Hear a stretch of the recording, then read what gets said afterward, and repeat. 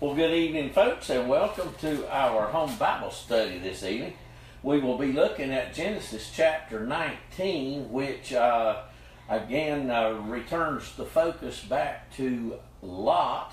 Last time we saw Lot was in chapter 14 when he and his family had been caught up in a war and been taken prisoners after they had moved into the wicked city of Sodom. At the end of chapter 13. Lot gives us a picture in chapter 13, 14, and 19. He gives us a picture of a backsliding believer. He is one who knows the Lord. In fact, in the New Testament, Peter in 2 Peter 2:7 calls him righteous. Dikaios is the word, righteous Lot. He was a believer in the Lord, but he didn't really walk by faith. Just like there are believers today who are just nominal in their walk with the Lord. They are not real faithful, they're not real bad people, but they're certainly not spirit-filled believers. That's a picture of Lot. We saw in chapter 13 that the land would not carry his flocks and herds along with Abram's flocks and herds, and so Abram, the patriarch, the head of the clan, graciously gave Lot his pick of the land and told him, if you go to the right hand, I'll go to the left. If you want to go to the left hand, I'll go to the right. I'll take the leftovers. And Lot selfishly chose himself, for himself, all the Jordan River Valley that was well watered, and it was like the garden of the Lord, and it was like the land of Egypt, which they had just come from when they had had a little lapse of faith during the famine, and ended up getting bounced out on their ear after Abram got the word out that Sarah was his sister and not his wife. And it got in trouble. By the way, they'll get in trouble the same way again. Again, I make the same mistake over and over sometimes. God is really gracious.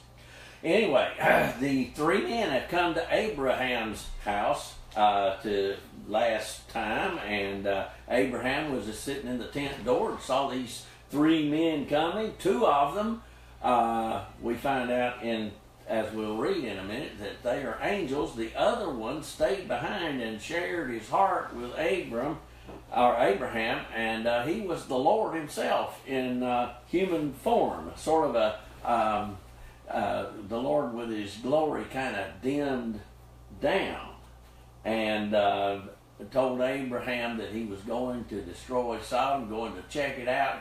He gives every opportunity for repentance, every opportunity for people to turn to him, and no one can say the Lord has treated them unfairly. We all get better than we deserve. And anyway, Abraham said, will you destroy the righteous with the wicked? And he began to intercede because his nephew Lot was there, and finally got the Lord to say, if there are just 10 righteous people in Sodom, I will not destroy it. So Abraham has gone home. Well, it sounds like chapter 19 begins the same evening, and we'll begin reading now. And there came two angels to Sodom at evening, or in the evening.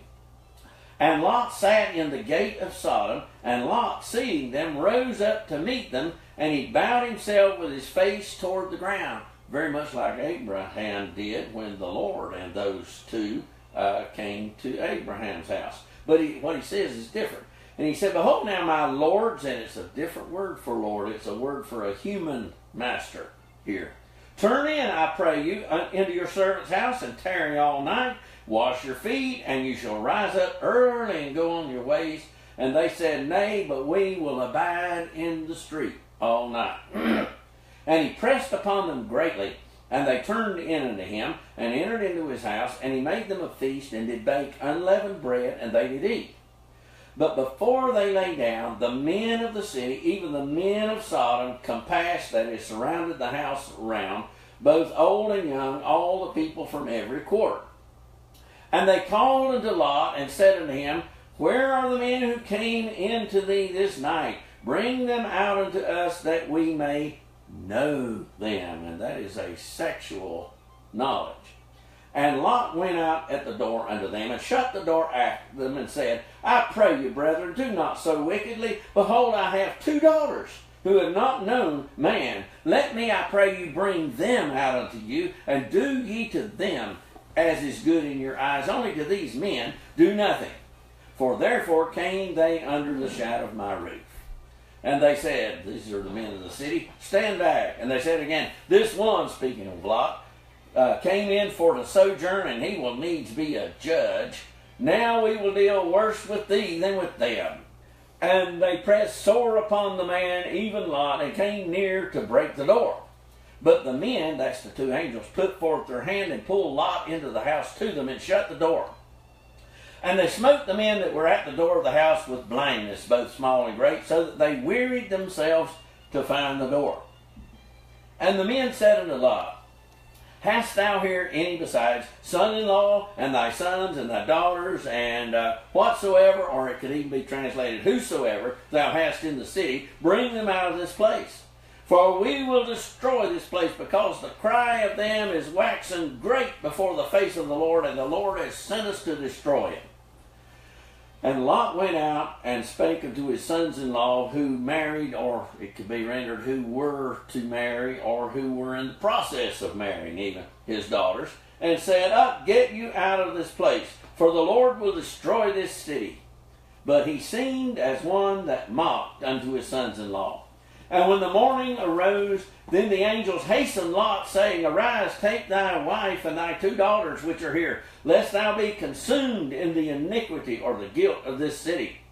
And while he lingered, the men laid hold, that is, the Revised Standard translated, they seized his hand, and upon the hand of his wife, and upon the hand of his 2 daughters, the Lord being merciful unto him.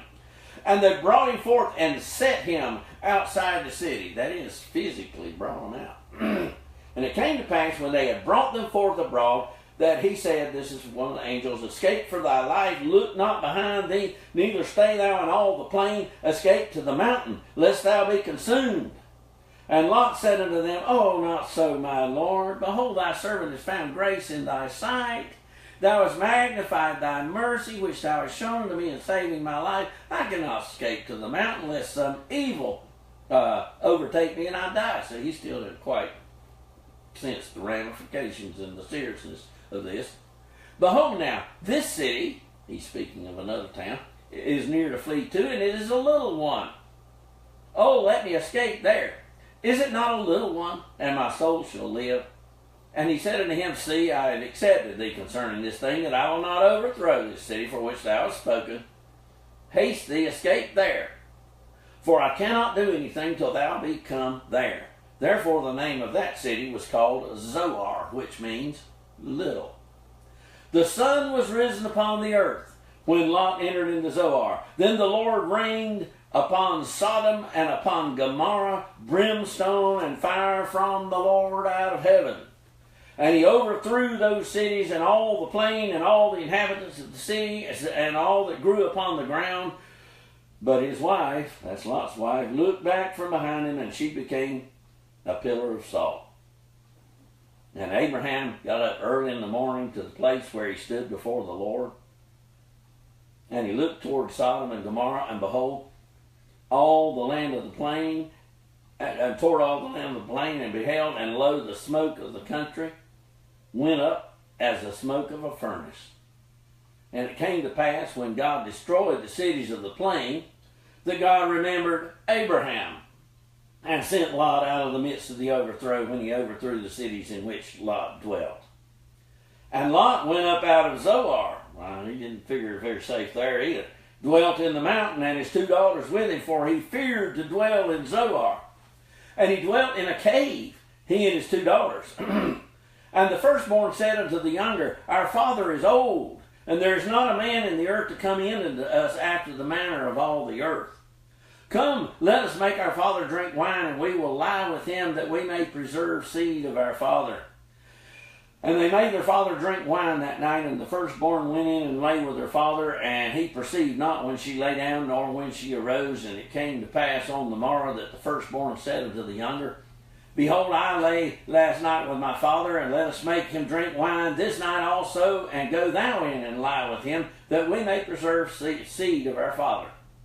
And they made their father drink wine that night also. And the younger arose and lay with him, and he perceived not when she lay down, nor when she arose.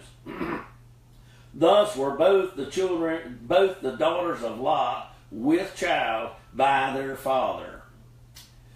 And the firstborn bore a son, called his name Moab, which means seed of a father. The same is the father of the Moabites unto this day. And the younger, she also bore a son, called his name Ben-Ami.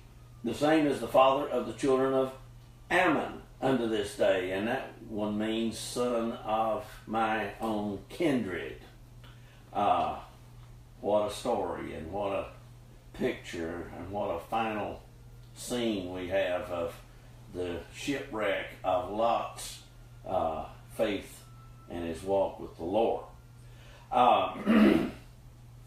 This chapter gives us the picture of the we saw some of the causes of Lot's backsliding, a love of ease, a desire for wealth, pure selfishness, those kinds of things, and prayerlessness. He didn't seek the will of the Lord, and choosing to go down to Sodom and choosing that part of the land of Canaan for himself, and not even offering to share any of the fertile land with Abraham. We saw some of the course of backsliding. He looked, and he saw, and he chose. It's very similar to the activity of Eve when she saw that the tree was good for food, a tree to be desired to make one wise, and the same kind of process. He looked, and he contemplated, and he wanted it, and he took it.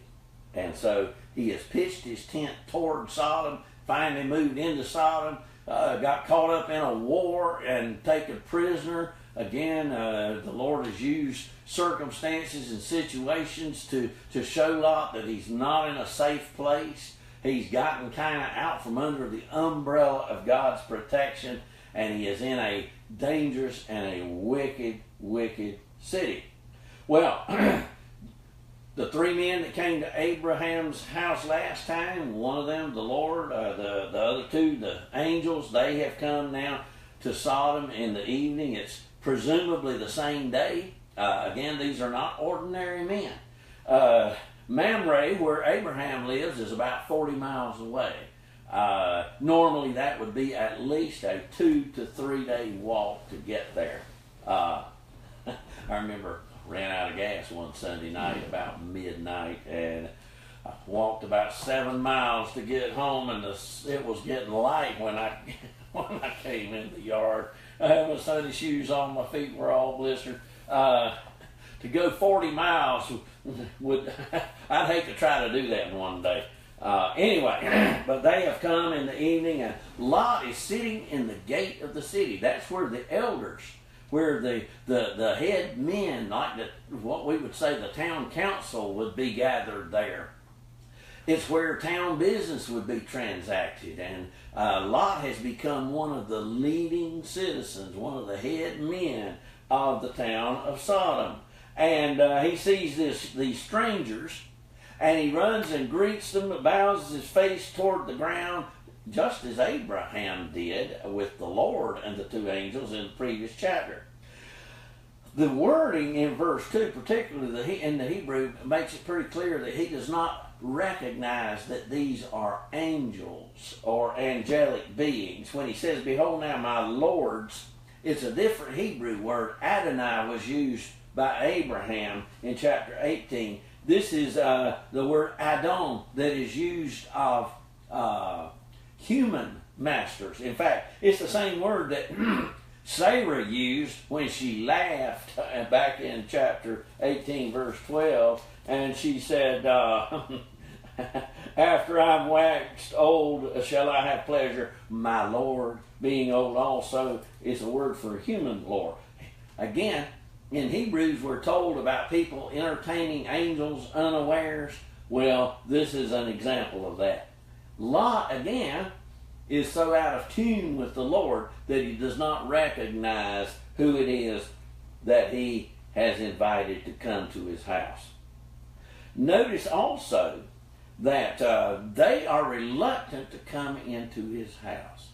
Again, he's beginning to reap some of the fruits of what he has sown. He has lost the favor of God in his life, in that he has chosen to live in a place and to associate himself in a society that is wicked and sinful. Make no mistake, Lot didn't go there to do mission work. Lot went there to make money. He went there to prosper materially, and that's very clear from chapter 13. Again, sometimes we try to excuse ourselves by saying, well, you know, if I go here and do this and that, then I maybe can win somebody to the Lord. But if we go to those places and do those things and associate with, we lose our testimony if we're not careful, and that's kind of what Lot has done here. And the Lord doesn't have much favor for Lot. The angels would rather stay out in the street all night than stay in his house. But he presses upon them greatly, and they finally come in, and he fixes a feast for them. But the men of the town surround the city because there are strangers in the city, and they come and surround Lot's house. And again, Lot has been there for years, but they still regard Lot as an outsider. Tell you something, the loneliest position to be in is to be a Christian who has drifted away from God and gotten out into the world. The lost people know you're not like them. They know you're different than them. The thing is, you don't fit in with the lost people. You don't fit in with the saved people if you've compromised yourself and adopted a lifestyle that doesn't fit in with walking with God. And that's kind of where Lot is now. And so the men of the town and all the people from every quarter surround big crowd of folks around the house. And they call to Lot and say, where are the men that came in to you tonight?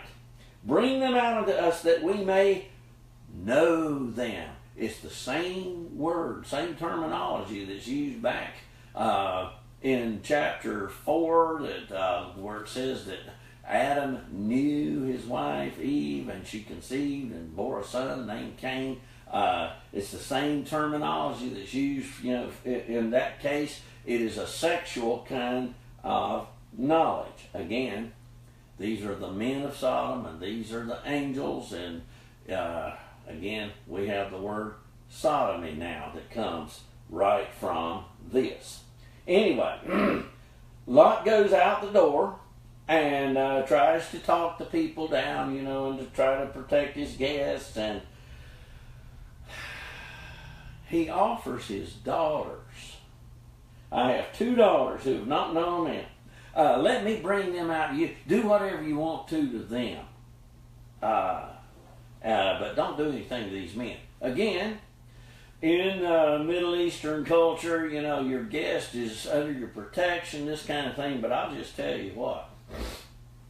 If somebody came surrounded my house and wanted some guest, if you come to see me and they want you, I'm not going to give them my daughter. I'm sorry. Anyway, Lot is pretty easy with offering his daughters. You see, the immorality here in Sodom has kind of rubbed off on him. He's been willing to close his eyes to sin for so long that he no longer grasps the seriousness of it, and the immorality of this place has kind of rubbed off some on him, even though he may not be participating in some of the lewdness that's going on there. But the men of the town tell him to stand back, and then they begin to speak to Lot in derogatory terms, saying he came to sojourn. He's a foreigner, and now he wants to be a judge. Sits in the gate of the town, one of the head men of the town council, and he's come in to try to take over. Now we'll get you worse than we will those men that you've got in your house. And it turned out the angels reached out and grabbed Lot, pulled him in, closed the door, and smote the men of the city with blindness temporarily, so that they couldn't find the way to get to the door to break it down. And then the angels say to Lot, do you have anybody else here? Get all your family together, anybody that you have, sons-in-law and your sons or daughters or whoever you have in this place, you got to get them out of here. We're going to destroy this place. The implication here is that it's just as bad as it appeared to be, as the cry of it that came up to heaven. Maybe it's even worse than the cry that came up to heaven. We'll destroy this place. The cry of them is waxing great before the face of the Lord, and the Lord sent us to destroy it. Well, he went and spoke to his sons-in-law, who were, it says, who married his daughters in the King James, who were to marry his daughters is that's rendered in some translations. The idea is they are betrothed, or we would say engaged to the daughters. The betrothal process was a rather lengthy one in Middle Eastern culture in Old Testament times, and the sons-in-law and the daughters were not actually fully married, hadn't been consummated yet, but they had already entered into legal and binding contracts, so to speak. And so he went to talk to his sons-in-law and told them that the Lord's going to destroy this place, and there's Lot telling them this. And we're told that he seemed as one that mocked unto his sons-in-law. You see, he had lost all the ability to testify about the power of God because he has so compromised himself by adopting the lifestyle of a worldly person. He's moved into Sodom, and he's lost God's favor. He's lost his moral sensitivity, and now he's lost his testimony. Kind of a bad thing to lose the power to win souls and the power to influence other people to trust in the Lord. But when we make choices in our lives that compromise the standards that God requires of his people, then we can lose the power to give an effective testimony and to win others to Christ. So anyway, he seems as one that mocks, and so his sons-in-law are not willing to come and go and leave out with him. Well, in the morning, Lot still doesn't get it. We're told that the angels hastened him. They're hurrying him up. Come on, you got to get out of here, verse 15. Get your wife and your 2 daughters and get out of here, lest you be consumed in the iniquity of the city. And we're told in verse 16, while he lingered, he's wanting another cup of coffee and, have another piece of toast, and we'll sit around and, maybe it won't be so bad, and it's not that serious. We don't have to hurry that much. And while he did that, the men seized hold of his hand and seized his wife's hand and the hand of his daughters.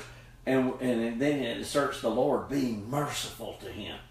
The Lord gets hold of us sometimes because he's merciful. And they physically brought them forth and physically set them outside the city, into verse 16. Again, we can't extract ourselves from sin. Only God can do that. And even as Christians, when we fall back into it and adopt a lifestyle that compromises ourselves in this world and in a sinful culture and begin to be influenced by that, we don't have the power in ourselves to extract ourselves from this. It takes the Lord and his power to get us out of that. And so they set him outside the city physically. And when they had brought them forth, they told them, run for your life. Don't look back. Just look toward that mountain. Run to the mountain lest you be consumed. Get out of here. And Lot, oh, not so, my Lord. It's not that bad. There's a little city over, a little town over there. It's just a little one. Let me go to that little town over there. That'll be good enough. And you've already saved our lives. You brought us out of the city. Let us go to that little town over there. It's a little one, verse 20. And that will be okay if we go there. And the angel says, okay, I've accepted you concerning this. I won't overthrow this city that you're talking about, that little town over there. just go on and escape there. I can't do anything till you get there. And then they named the city later that he went to was named Little because it was a little one. Incidentally, the name Sodom, we've already seen, the name means burning. And quite likely in the telling and retelling and retelling of this story before it was written down in the Old Testament, the name Sodom came up because it was the town that burned. And so it got the name burning out of this. Anyway, they entered into Zoar as the sun is coming up.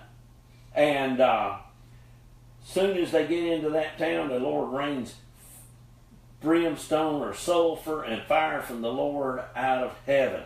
And we're told that the Hebrew word says he overthrew those cities and all the plain. In fact, you see overthrew a couple of times from verse 25 down through verse 29. Again, God remembered Abraham, verse 29, when he overthrew the cities in which Lot dwelt. That word overthrew is suggestive, perhaps, that there might have been some volcanic and earthquake activity along with this. The location of Sodom and Gomorrah, as near as we could tell, has been covered over by the Dead Sea since then.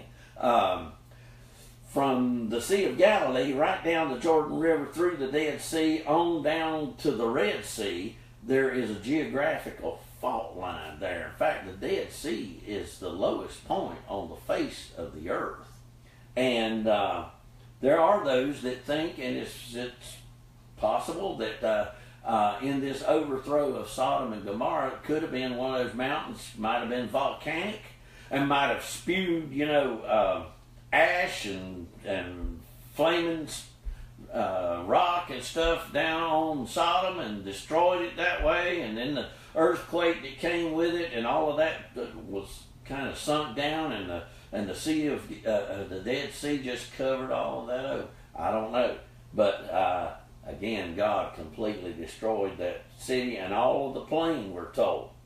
So it was really bad, and that has begun to happen as they're entering into Zoar, and Lot's wife looks back and became a pillar of salt. And of course, the Dead Sea is full of salt. I mean, there's nowhere for the water to run out of it because it's lower than anywhere around, and it just is a collection for all the silt and all the salt and the water that flows down the Jordan and from the mountains all around, and it's just a heavy salt content. She looked back and became a pillar of salt. Heard about these little boys in the Sunday school class that the teacher said, yeah, and Lot's wife looked back and became a pillar of salt, and one of the little boys said to the other, yeah, well, that ain't nothing. My mother last week was leaving town, and she looked back and turned into a telephone pole. Anyway, but Abraham, on the other hand, gets up early in the morning. He has interceded for Lot. He is just hoping that there were 10 righteous people in town, in the town of Sodom. And he looks over in the direction about 40 miles away toward Sodom, and it looks like the whole world is on fire over there, and he feels like his prayers have been to no avail. You ever felt like that? But you know what? Sometimes when it looks like our prayers have been answered in a negative way, the Lord is actually answering them in a better way. And instead of sparing wicked Sodom because of Lot, and if there were 10 righteous people there, which there weren't, the Lord still spared Lot and his daughters and preserved his holiness in destroying the wicked town of Sodom. He just did it, answered Abraham's prayer a different way than Abraham expected. So then we're told that Lot was delivered because of Abraham in verse 29. Isn't it a good thing if you have a really faithful person that can pray for you? Sometimes the Lord will bless you because of that person, because of their prayers. We all need to seek out somebody that can look out for us spiritually, that can intercede for us when we need it. Well, Lot leaves Zoar because he's afraid it's so bad and over there. He's afraid Zoar is going to be destroyed too. So he goes up into this mountain and ends up in a cave with his two daughters. Unfortunately, his two daughters have been infected and affected by the immorality in Sodom. And the last picture we have of Lot is his two daughters having incestuous relations with him, and both of them with child. The firstborn bore a son named Moab. The Moabites were the bitter enemies of the Hebrew people through much of the Old Testament, and the Ammonites the same way. Both of those nations produced through Lot and his daughters. Again, God is gracious. Out of the Moabites, we read in the book of Ruth about a woman named Ruth who was a Moabite, who was graciously accepted into the people of God and became the great-grandmother of King David. And her name is listed in the genealogy of the Lord Jesus Christ. Now that's called grace. None of us deserve to be rescued from sin. But God is gracious in that he offers it to any of us who are willing to flee from it, as Lot had to flee from it. God's willing to accept us if we will trust him. If we will flee from our sin and run to him, he will accept us. And he showed us that in the gift of his Son, Jesus Christ, who came into this world and suffered and died and rose again, so that we could be put right with God, as he paid for our sins, died the death we should have died on the cross, and rose from the dead, proving he had paid for every single sin in full. I'm so glad we have a Savior named Jesus. Good night, folks.